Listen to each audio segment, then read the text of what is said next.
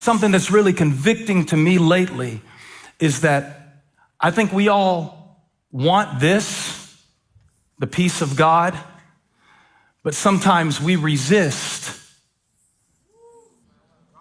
the God of peace.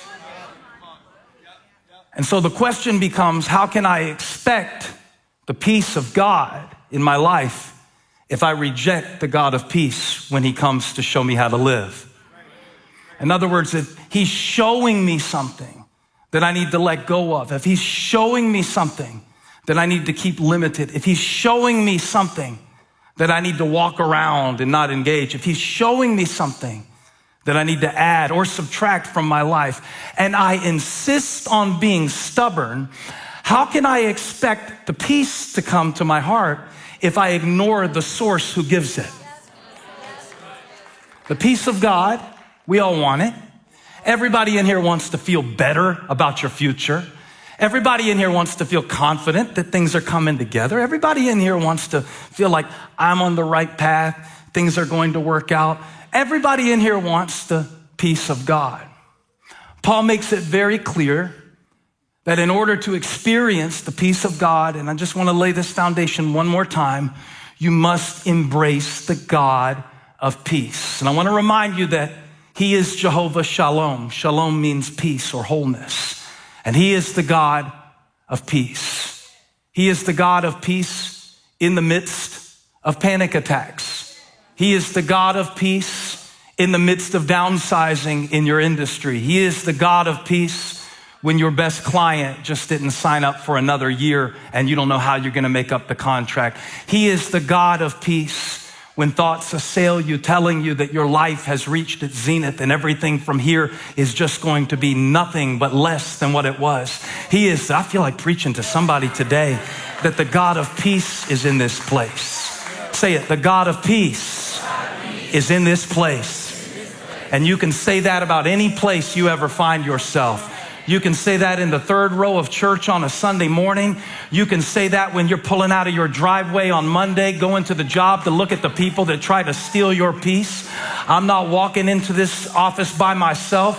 I'm walking in with the God of peace. He said he would be with me. He said he would walk with me. He said he would never leave me nor forsake me. He is more than enough for me. He is the all-sufficient one. There's nothing I will ever encounter that will surprise him.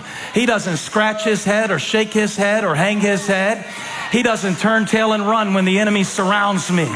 For when the enemy surrounds me, God surrounds the enemy. I'm fenced in by fire, even in my darkest night. Even when I wake up and didn't expect the attack, I have a God who anticipated the attack and put the provision in place because he is the God of peace. And he's in this place. We saw a testimony how the God of peace reached in a prison cell and rescued a brother in a prison cell. The God of peace will make a prison visit. The God of peace will pull up alongside a hospital bed. The God of peace will show up in a divorce court. The God of peace will reach your child that isn't living under your roof right now. The God of peace is in this place.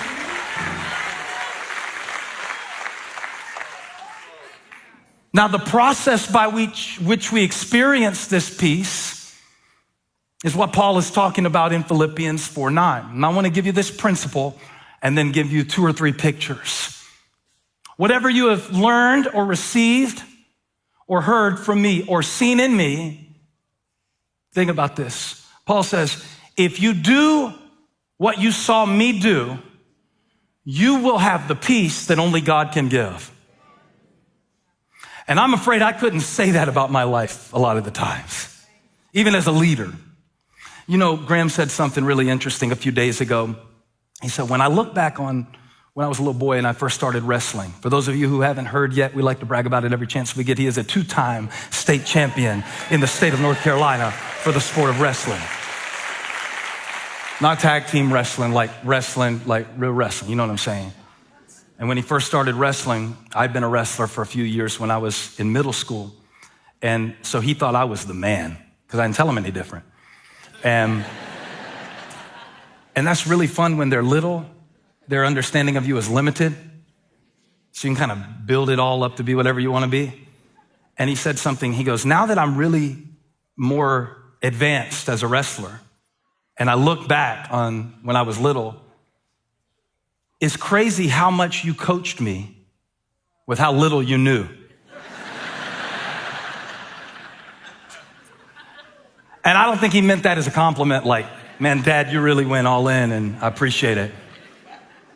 I think what he was saying is, now that I know something about what I'm doing, I can't believe that I thought the stuff you were screaming from the stands had any merit or value whatsoever. You really just screamed the same things over and over again. But it worked for that stage. Isn't it crazy, he said, how much you coached me with how little you knew? And if you look at your life, there are some things about your life that are amazing, how far God has brought you. If you really think about how little you started with. I'm gonna say that again, and the devil can pop my mic and I'll say it a third time. It is amazing how far God has brought you and some of the things that he has done in your life when you consider where you came from, how little you started with. It is amazing. Look at somebody and say, it's amazing. Come on, tell them, say, it's amazing that you're in church today. Now just clap your hands for them. Give them a little round of applause. Come on, look at them, say, after the week you've had, after the news you got, after the mounting to-do list that you have to go home to, it's amazing. It's amazing the progress that you've made when you consider the pattern that you were exposed to. It is amazing that you even stayed as a dad when your dad didn't. It is amazing that you are apologizing as a husband even though you get mad when you never saw the pattern of apology in your own home. And the truth of it is, if some of us were honest and if we could do away with the shame that the devil throws on us for just about 5 minutes, yes, there is a long way we still have to go, but it's pretty amazing the advancements that we've made to be here today.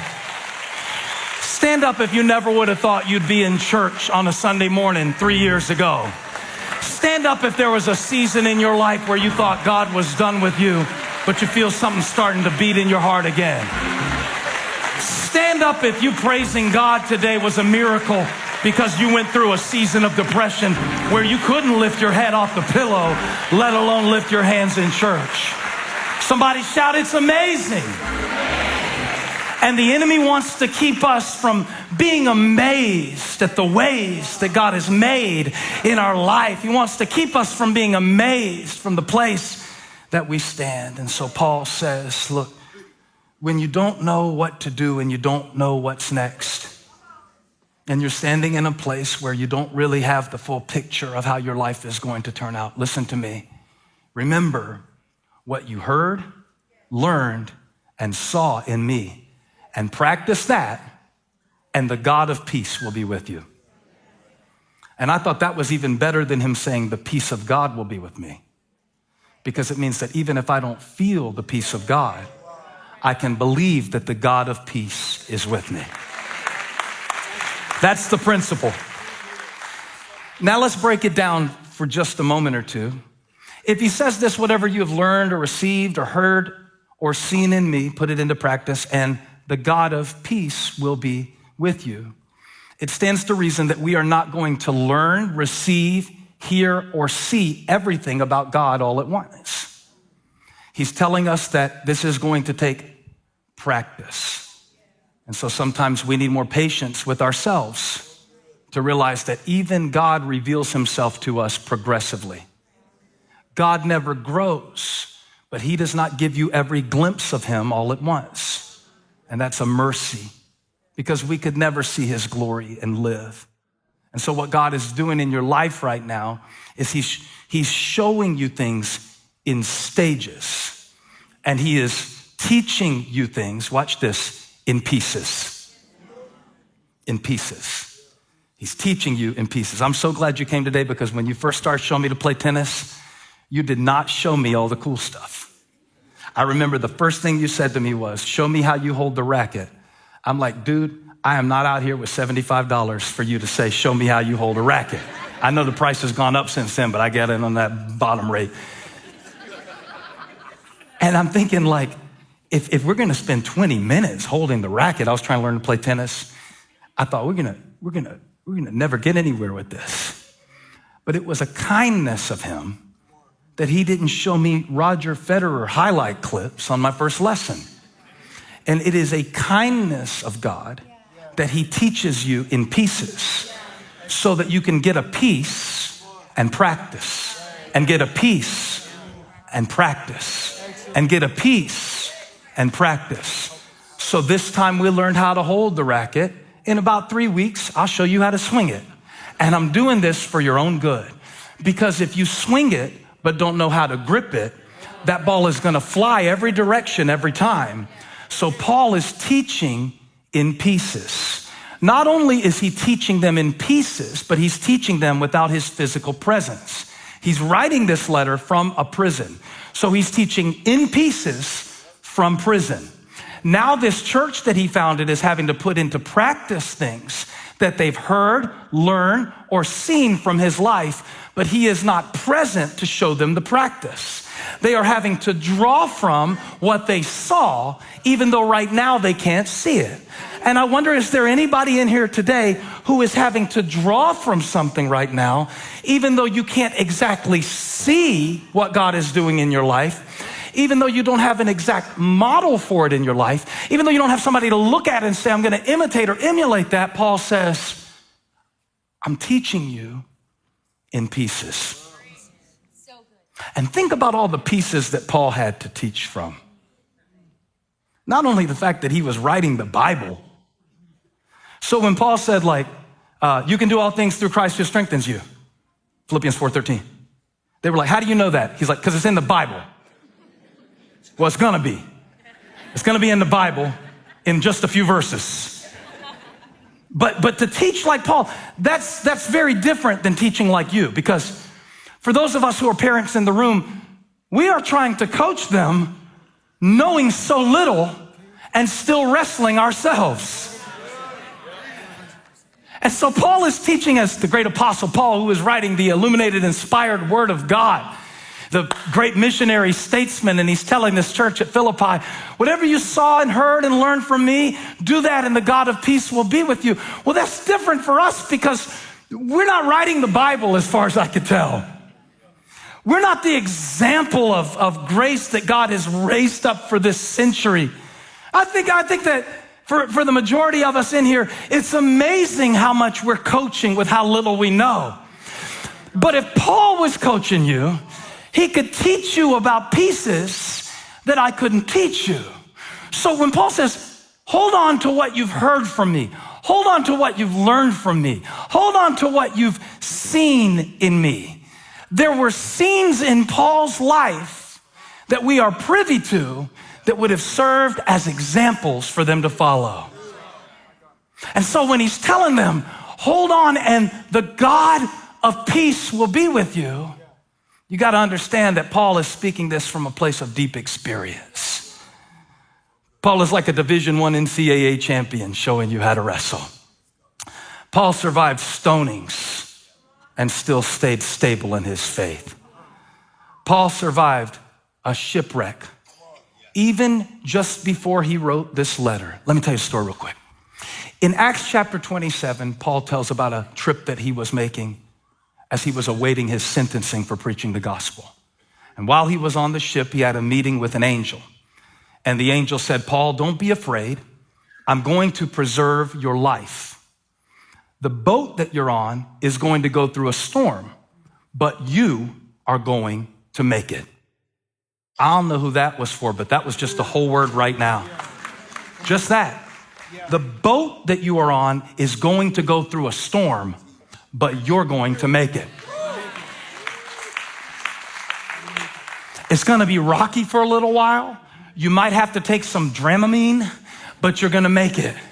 There might be some Jonahs that have to go overboard, relationships that aren't good for you, but you're going to make it. It might not look like exactly what it looked like when you set out. You might not be able to do it like you did it when you did it like you did it, but if you'll do it like God is telling you to do it right now, you are going to make it. And you might have to vomit over the side of the boat. And you might have to hold your stomach for a little while it rocks and reels. And you might have to spend some time praying a little extra. The boat is going to go through something, but you're going to make it. Tell your neighbor you're going to make it. Tell them, I prophesy. I prophesy. Look them in their eyes, right in the pupils, and say, you're going to make it. Tell them, you've got to make it. Yeah, you got to make it, because God has something for you to do on the other side of this. And the God of peace is with you. So if the God of peace is with you, watch this. In Acts chapter 27, verse 41, the Bible says that after they had gone through the storm for a period of 3 weeks, the ship struck a sandbar and ran aground. The bow struck fast and would not move. That's bad. And the stern was broken to pieces by the pounding of the surf. Now, if you're out in the ocean and the ship is carrying you and the ship breaks to pieces, that means you're not going to survive unless you have a God who is the God of pieces. Put my verse back up there and let me get somebody happy. I know your ship broke apart. I know it was pounded by something you didn't see coming. I know your kid's not speaking to you right now. I know it's been 3 days since you had an appetite. I know some things look really, really sketchy right now. But in the name of Jesus, the God of pieces can get you there. The God of peace is with me. The God of peace is with me. Verse 42, so the soldiers planned to kill the prisoners to prevent any of them from swimming away and escaping. But the centurion wanted to spare Paul's life and kept them from carrying out their plan. He ordered those who could swim to jump overboard first and to get to land, and the rest were to get there on planks or on other pieces. I'm preaching to somebody who's holding on to a piece to the shore today. I'm preaching somebody who's holding on to a board to the shore today. I'm preaching to somebody who's wondering, how am I going to make it with who I have left, what I have left? How am I going to make it now that they went away? How am I going to make it if they don't support me? You forgot about the God of pieces. That if he is with me, one piece can get me to the place. If he is with me, how many believe God is with me? Get an attitude about it. Get Christian cocky about it. If you know God is with you, this peace that I have, this peace that I'm holding on to, this peace that's in my soul, the world didn't give it and the world can't take it away. High five your neighbor, say, I got a piece. I got a piece. Don't got a boat, but I've got a piece. Don't have a degree, but I've got a piece. Don't have a full answer, but I've got a piece. Don't have a 10-year plan, but I got a piece. Got a piece. Preach, verdict! I got a piece. I got a piece. I lost some stuff, but I got a piece. I feel the wind, but I got a piece. I'm dealing with some insecurities right now, but I got a piece. Got a piece about this. I got a piece about this. What? You feel all right? No, I don't feel all right. I faith all right. I float all right, because the God of peace is with me. Hey, thanks for stopping by my YouTube channel. I hope you were blessed today. If you were, share this with somebody. Like and subscribe and leave me a comment. Let me know where you're watching from, what we can pray for you about. Hope to see you back here again really soon.